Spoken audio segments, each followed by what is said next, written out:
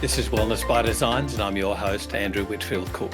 And joining us today is Tammy Guest, naturopath, entrepreneur, and mentor.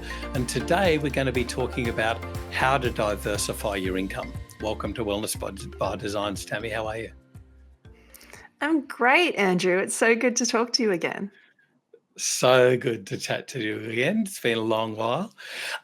So if we start, can we take a look at just what happens in traditional practice? How does it look first? Yeah. Well, before we begin, I did mention to my youngest today that I was going to come on the podcast. And they said, "Oh, so what are you going to talk about?" I said, "Oh, diversifying your income as a practitioner." And they said, snooze fest. And to be honest, when I first started to consider like the terminology of diversifying and the terminology of income and all these business terms, many of us as practitioners have never actually, had that conversation. We haven't been in that conversation. We've been in biological conversations. We've been in physiological conversations. We've been in even, spiritual conversations with our clients and things. But the business conversation can be a little bit, I don't know about all this. So I'm hoping we can, start to unpack it a little bit so that we can be a little bit more literate when it comes to our business and set ourselves up for success even when times get tough. And to your question about traditional practice, this is the thing. We usually sit in front of one other client in front of us, across a desk or right next to us in our clinic room.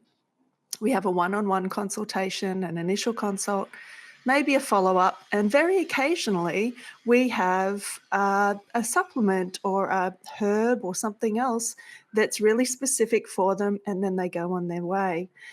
And when it comes to the income side of things for that, it's dependent on how many people come in your door, how many people you can fit in a day, and what particular access you have to beneficial medicines for the people that are in front of you. So there's a lot of caps on that type of way of doing business.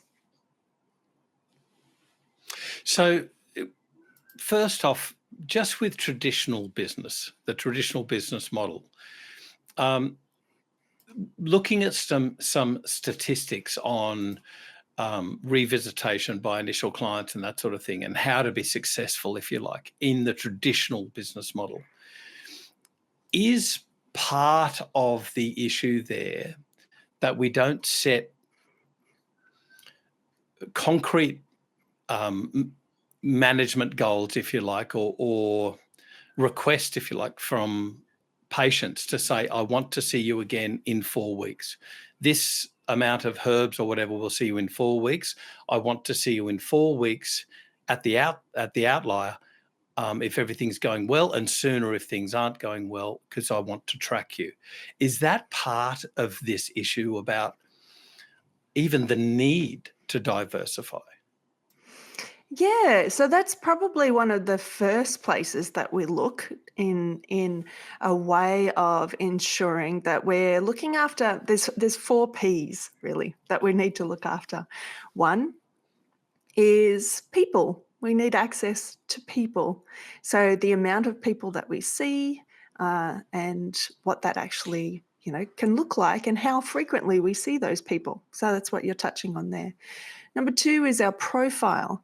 Ensuring that people know that we exist is really important. And if we're hidden and don't have a website, we don't have a shingle out the front of our building, those types of things, then we're not going to be seen or heard, and people aren't going to necessarily refer to us because our profile isn't, available for people to access us. The third one is profit, and some people, especially in the business world, would put that first. But I know, being a practitioner myself, Profit, yes, it keeps our business going. And in the long run, it's the thing that actually enlivens our life, enriches the experiences that we can have as a person outside of being a practitioner. But profit is really important as well. And we'll touch on that a little bit more later. And the profitability of each of the things that we're doing is dependent on the people that we see, the profile that we have, and then the peace of mind that we have and they have. And so peace of mind kind of encompasses duty of care and other things like that, which gives us a direction to go with clients who are with us to ensure that we are giving them duty of care, that the herbs that we hand over are going to last 3 to 4 weeks. And technically, we should be doing our best to ensure that they have access to those medicines and they're properly cared for and maintained, that level of connection and that level of contact to ensure a duty of care and a continuity of care while we're, assessing their symptomology and their and their status, so that we can continue to care for them longer term. Yeah. Sorry, fourth P.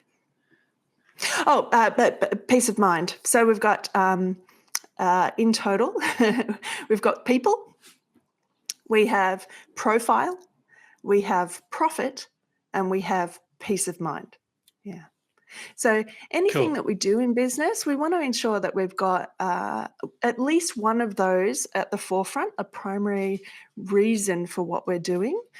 And then the others tend to follow. And whether it is the amount of people that you want to impact, it is ensuring that your profile is high enough and you're getting your message out to enough people that they want to continue to hear from you or access you as, one of our principles as naturopathic practitioners is doctor as teacher, and profile is one of those ones.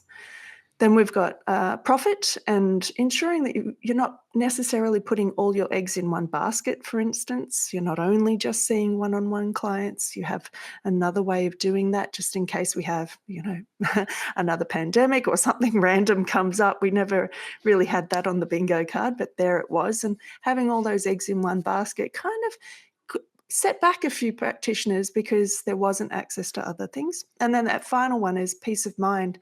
And I really feel like peace of mind, like I mentioned, it can encompass your duty of care, but it can also encompass your values and why you're picking particular products, your values and whether your business model actually aligns with the way you love to connect with people and do business. Cool. So diversifying, we could also say future-proofing with respect to what happened with the pandemic.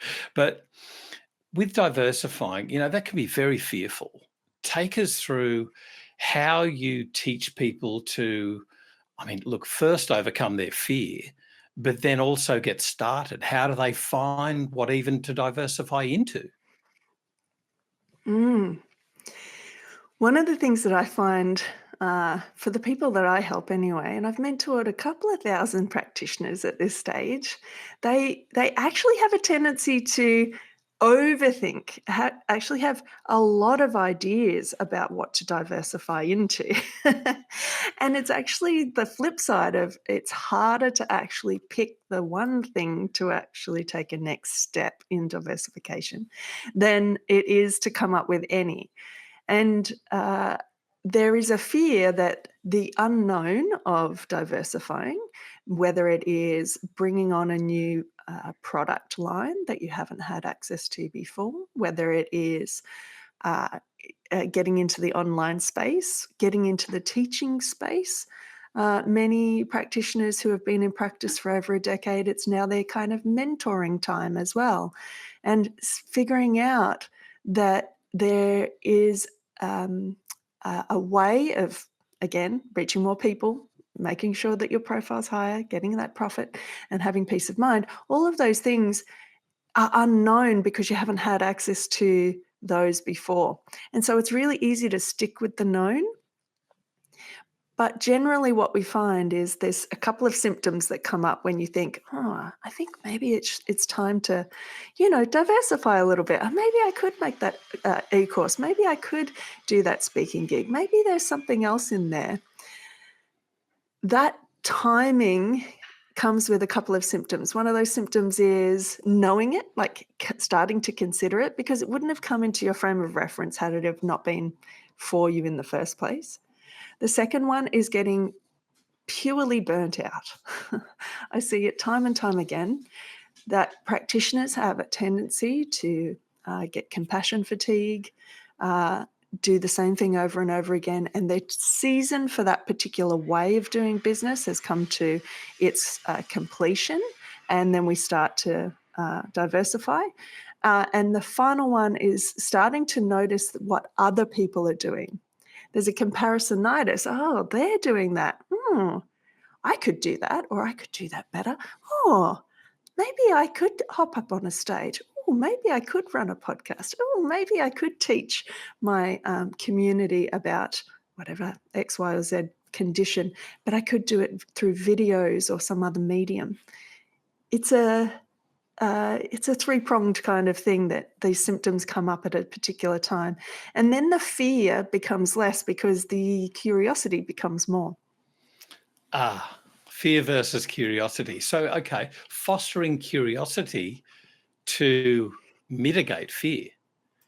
Yeah, When you're in a definitely. fearful state, the curiosity seems rather small. How do you actually lessen the fear while increasing the curiosity? How do you get to that state? Turn the volume up on the curiosity. Just make it louder.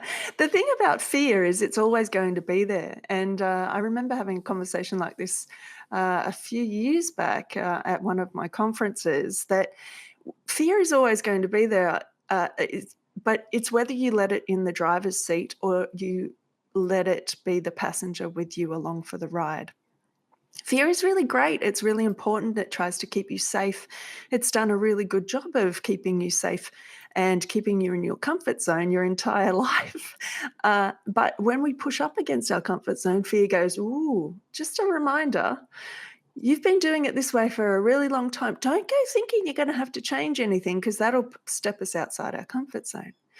And if we let that take the wheel, or in my case, the helicopter, the rudder of the helicopter. I also fly helicopters, so I know a lot about fear. And that fear can actually overcome when you're only listening to it. But when you start to get curious about why that fear is there in the first place, then you start to give it a job, sit it in the passenger seat, tell it it's ready, it's fine, we're going to try something different, and then get truly curious about who you're serving, how you're serving them better, how you're taking care of yourself and your peace of mind better, and how you can actually make profit from that. Then we change the entire dynamic, because you're starting to get curious and finding open questions and trying to find answers for those questions in your business. Let's take your helicopter analogy. When you first, for instance, I don't know if you've done this, but have you practiced a stall mid-flight? Oh, yeah. Right. A So you had an stall, we've instructor landed there. with no engine. Yep, yep, Yeah. So you had an instructor yeah. there to Mhm. guide you should everything go awry. How Yeah. important is it to have an instructor, a mentor for you when Mhm. you're choosing to diversify? Absolutely. When you're learning anything, everybody, not just a helicopter, but plenty of people have learnt to drive cars. If you just chuck yourself in a car by yourself, how are you going to know even what a pothole feels like? You know, not not any of the big, crash a car kind of scenarios. Even a pothole, when you Mm. start to go, "Oh, what is that dark dip there? Boosh," you know, and when you've got a mentor or a guide sitting with you, they can literally point out the potholes and help you start to notice when patterns are occurring that you can avoid, or how to handle it when it comes up. And not doing it alone, especially in that first area, or when you're trying to change up something. So in the helicopter world, we get our initial private pilot's license. But if we're trying to change it up and go for the instrument rating on our helicopters, we then need an instructor again. So yes, you can absolutely do it alone, but it is scary and it is hard to do until you get those skills and get to understand what's coming up, and then you're able to kind of move through it and have a bit more experience at it. Hmm. You were mentioning peace of mind earlier. What about looking after yourself when you are diversifying? Because it's going to be added stress, it's going to be extra time and learning new things, and that's going to drain one's energy. How do you looking after your energy and that work-life balance, which is just so important? Yeah. So we had a recent experience in our profession where many people are starting to diversify and change up their dispensaries with practitioner-only products and things like that.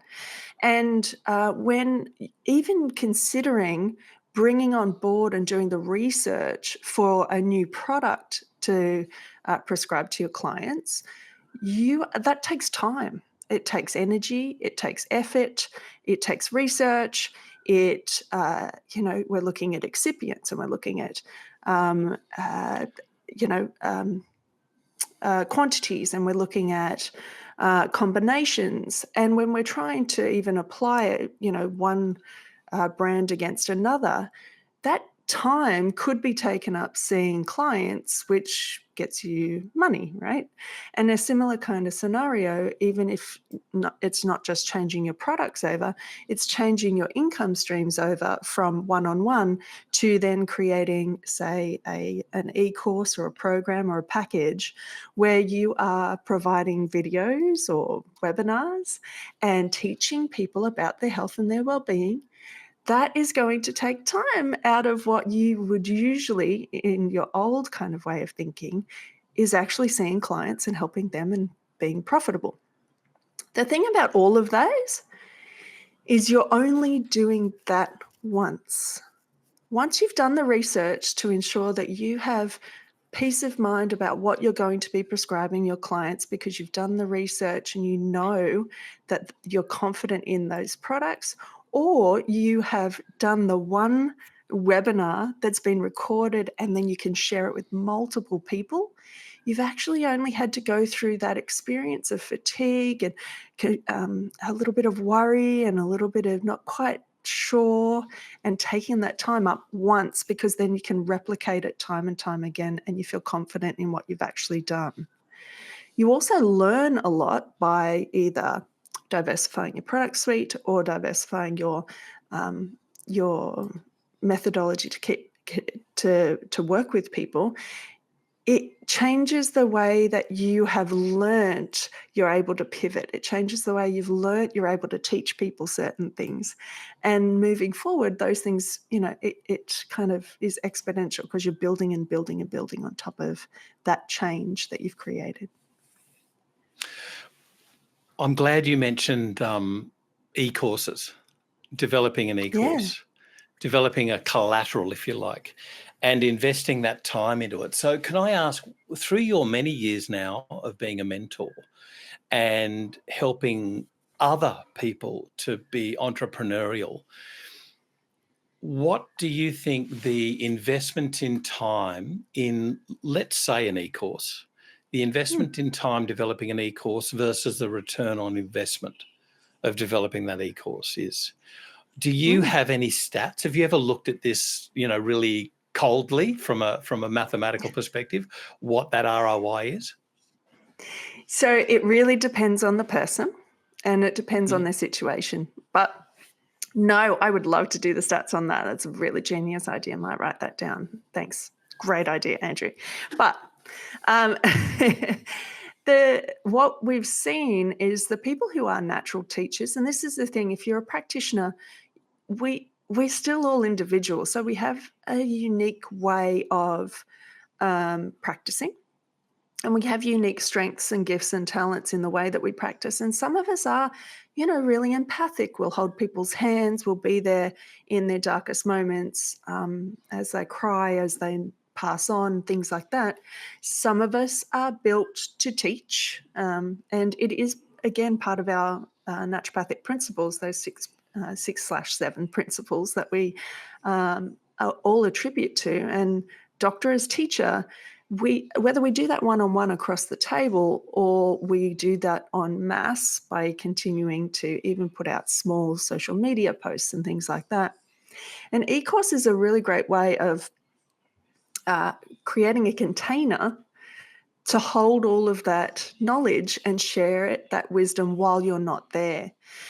And the thing about that is, if somebody has a tendency to have already taught, created a PowerPoint presentation, done any type of assignment in their qualification, it's very likely that you have the opportunity to create an e-course that could be powerful for multiple people.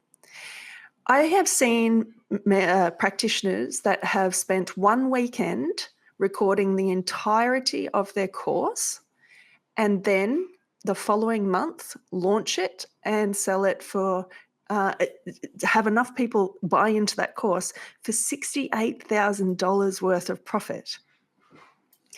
And to do that, it takes a commitment to do that.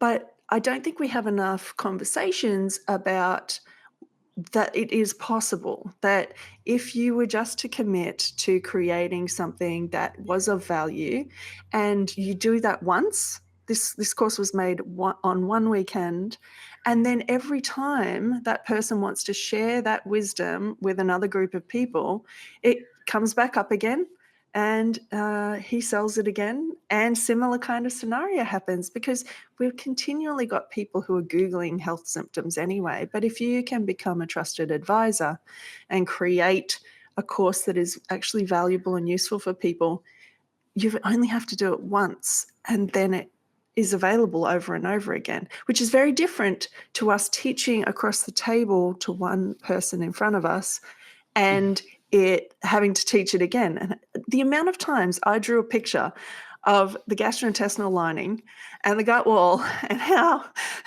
IgA works and how probiotics work and how, we're going to have zonulin just sneaking on through there. The amount of times I drew that across the table, and it didn't occur to me over those 7 years to actually have recorded it until right at the end of my time running a full-time clinic. And once I did, it was then available to so many more people. And then packaging that up means that so many more people can have it in a course format that's useful for them. Do you know something from the patient perspective as well? How many times do we teach patients, if you like, about, leaky gut syndrome? Oh, I shouldn't use that word. That's wrong. Leaky gut, not leaky gut syndrome. There's no syndrome. Thank you, Brad Leach. So having a leaky gut, having intestinal permeability or hyperpermeability, I'm being correct, and then that's just in one small snippet of information, even though you've explained it. Their vernacular is that they go home, somebody like their partner says, "What's wrong?" And they go, "The naturopath says I've got holes in my gut." Yep. Can be a different Japanese whispers, Yes. Chinese whispers.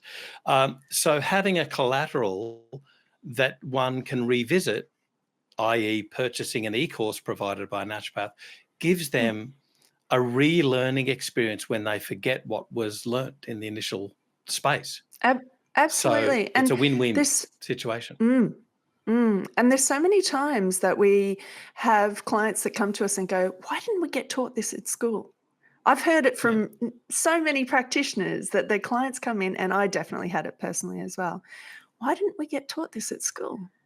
And I want to teach my kids, and I want to," but they, like you said, don't have the words for it, don't have the terminology, don't have the ease in which we all have a way of explaining these things that resonates with our particular clients, and that's why they come and see us.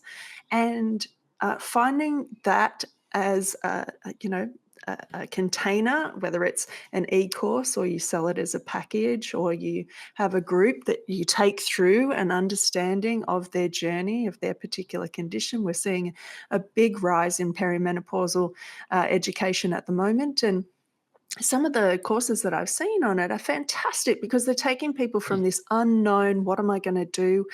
I don't quite understand these symptoms. Are they symptoms of perimenopause? I can't possibly be here yet. Is it? Isn't it? To, maybe it is. There's something I can do about it. There's something I can do nutritionally. There's something I can do hormonally. There's something I can do from a stress and lifestyle perspective. And you're taking people from that known of what they're doing to into that unknown area and making it become known for them. And if you can take them as a group, especially this perimenopausal kind of crowd at the moment, they're not feeling alone in it. And so that's kind of the next stage after you've created a webinar or an e-course. You can actually create a hybrid style package or program that you can collect a group of people and take them on the journey of actually starting to understand, setting them little goals, setting them actionables, and getting them to start to collectively move through it so that they don't feel alone in this health journey that you're taking them on. So what other ways can we diversify though? Look, we're talking about e-courses here, but some naturopaths, for instance, they might diversify from the traditional orally ingested supplements to maybe using a piece of equipment like pain management, for instance. Absolutely. What other ways, though, can we diversify? What have you seen? So I could go on for days, whether it is product-based or service-based. So that's a good delineation to start off with. Product-based, we generally see traditionally that people will have a herbal dispensary, dispense out, but we're starting to see a lot more compounding of nutritional compounds, which is creating personalised medicine instead of as an adjunct to some of our already pre-made supplements from our practitioner-only brands. Then we have creating your own medicines, and so we're starting to see a little bit of a re-embracing of the more traditional balms and salves and pessaries and even sniffer boxes for people with colds and flus, and having different herbs and menthol and things like that in these. And so we're seeing a bit of a resurgence of that homesteading type of remedies. Then, as you mentioned, pain devices, things like USB heat packs, TENS machines, other machines that are going to enable you to have immediate testing. On-site testing is another way of connecting with people and diversifying what you're doing from a product base. Then from a service base, we start to see a lot more in the instead of one-to-one, we see a lot of one-to-many type of services. So we're starting to see ebooks, downloadable PDFs. We're starting to see webinars, one-off trainings. Then we're going into the e-course space, programs which are hybridized, packages of seeing clients multiple times. We're starting to see people writing books. It's so much more accessible. If you have a book hidden in there, if you're a practitioner listening, you have a book hidden in there. The old publishing model is being broken up at the moment, and so there is hybridized models of writing books. We're seeing speaking, we're seeing appearing on podcasts, we're seeing creating your own podcast that then have, off the back end of that, selling e-courses and other things. And then in the offline space, so there'll be people listening going, I don't do any of that stuff on the internet. And that's totally cool, because that's all coming back around where we connect to our communities, which means, again, we're creating groups and group programs out, and we're speaking in, we're really wanting to connect in speaking at live events. And off the back of that, we're creating smaller group programs or VIP experiences like retreats and conferences and events.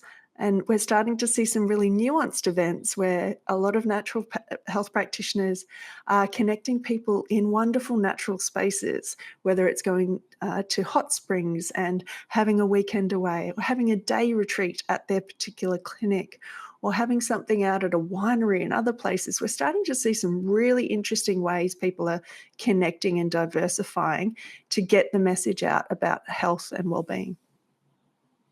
That's an interesting thing you say about the venues. Normally we say, I'm going to be holding a course and it's going to be at my place and here you come to me. Now it's the practitioners going to the people. Yes, absolutely. And, when you think about it from an adult learning perspective, being in a different environment really impacts the way that our neurology works. So the way that we're connecting synapses and new ideas is in a peaceful, more different space. It's going to Mm, change the way that mm. we're thinking, and it's a great thing to be able to be present to so many more practitioners hopping up on beautiful stages.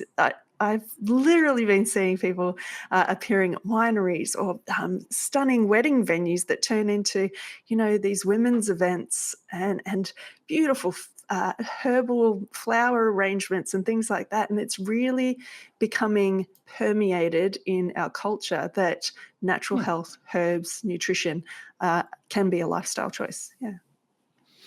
So I was going to ask about keeping pace with trends. We've seen an online trend, but I totally get your point that we've seen after COVID is people want to reconnect personally. Mm. Interesting thing. So that, for instance, years ago when I used to work with a commercial entity, um, when webinars were just coming on, trying to get somebody to attend a webinar was like pulling hen's teeth.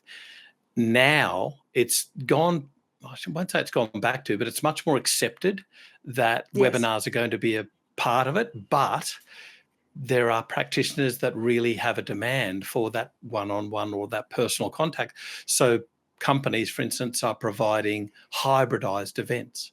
And it just seems to Yeah. be the new black, do I say?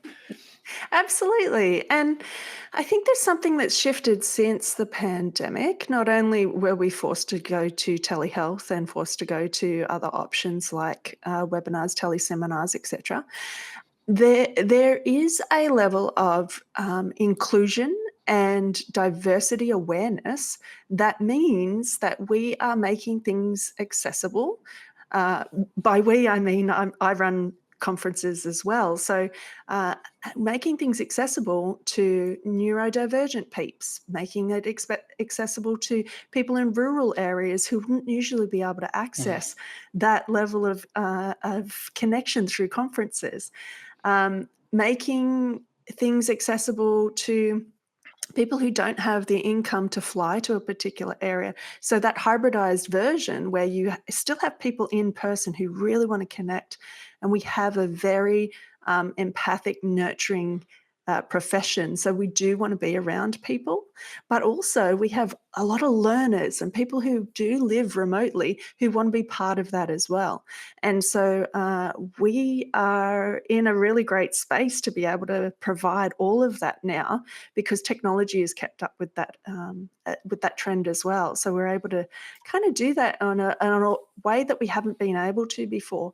And I think practitioners who are considering running their own events need to kind of have an awareness that that is something that you can do too, and it becomes a much more inclusive experience in a way that we haven't seen before. Yeah.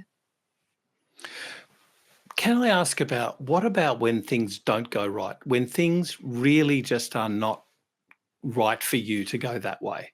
There's Mm. the old adage about never give up, keep going, whatever come what may. However, I'm reminded by a talk on indeed that topic, keep going. But what I noticed of the speaker, and he was on a climb, an ascent to Everest, and they had a Ah, landslide. Oh, sorry, a snowslide. But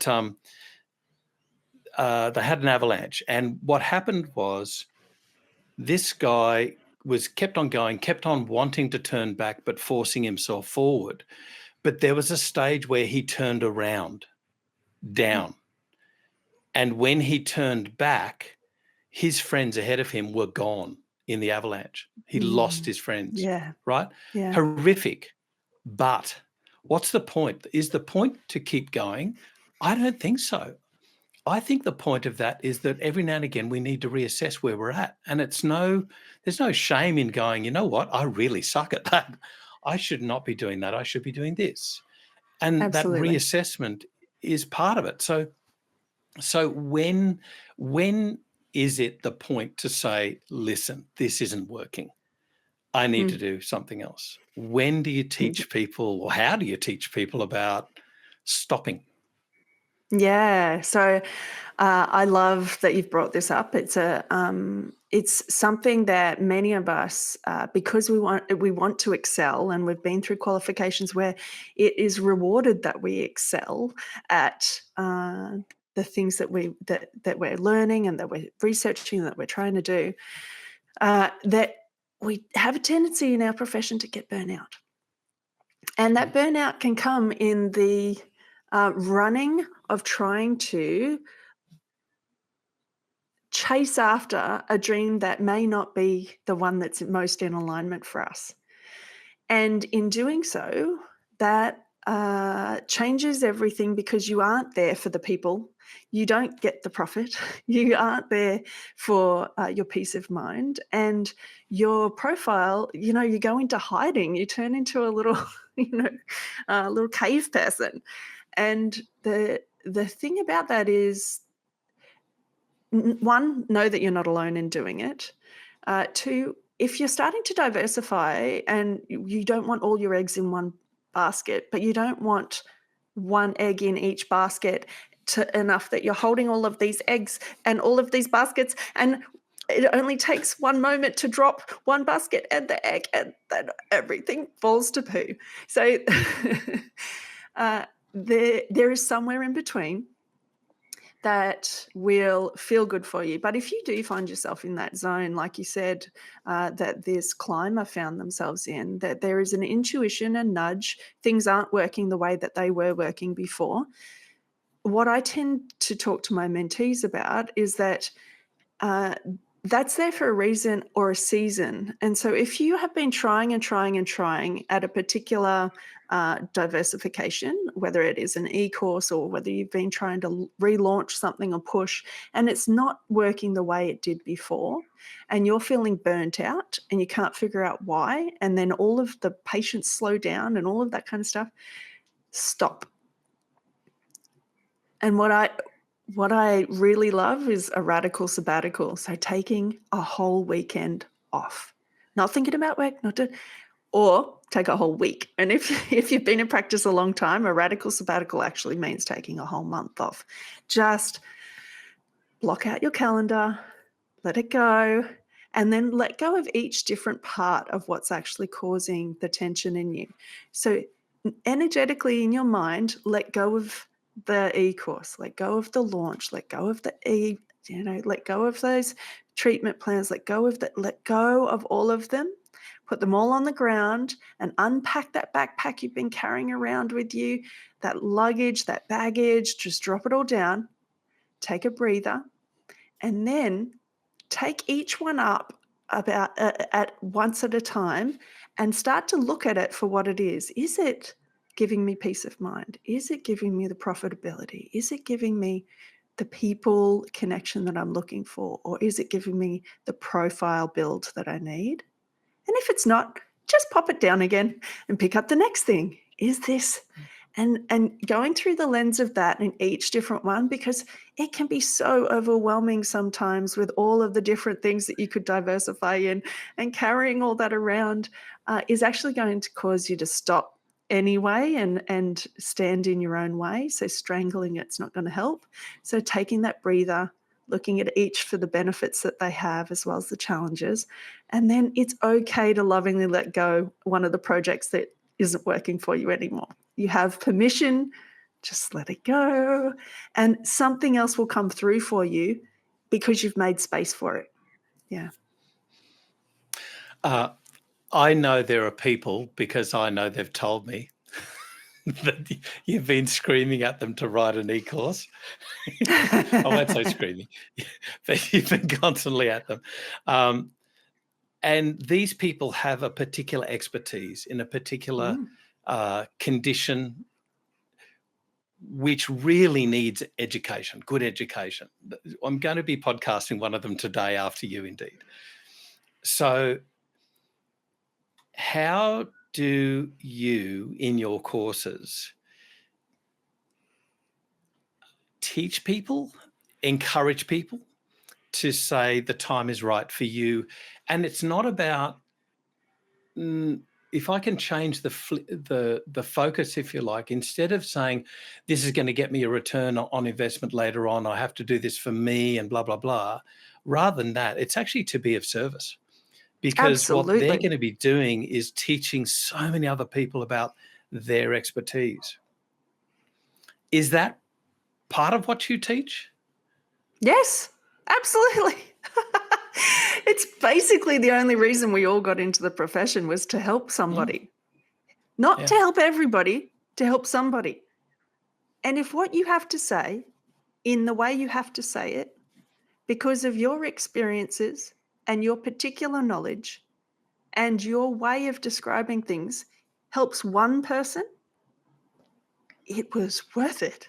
Like, the whole thing was worth it because that one person has the opportunity to change something and by chance tell somebody else, and they might have to change, have the opportunity to change as well. And that ripple effect is just by you showing up, sharing in your authentic way, in a way that's helpful. And that ripple effect starts with you actually sharing it. It doesn't start with your hidden PowerPoint presentation that you're never going to show anybody on your computer. It doesn't start with the little idea that's been spinning around in your head since the pandemic that you wanted to start a podcast or a vlog or that e-course. It doesn't start with all those things hidden. It starts with you showing up, pretending that little person is in your camera on your computer or in your listening to you in their ear, and you just speak to that one person. It's bound to change something, and it just won't change unless you show up for it. Yeah.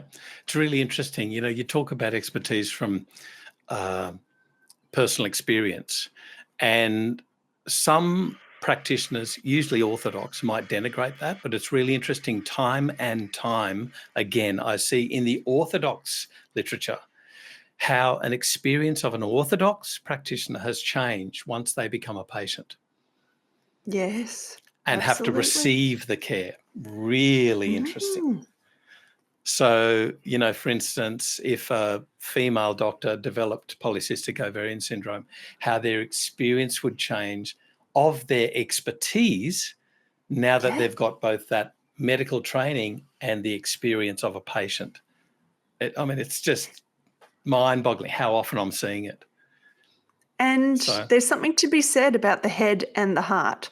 We are head people in that we are full of knowledge, and some of us are full of wisdom because of the experiences. But the heart piece comes with sharing your story, sharing it from real depths of, and I have that exact example in my own life this past 2 years, Andrew.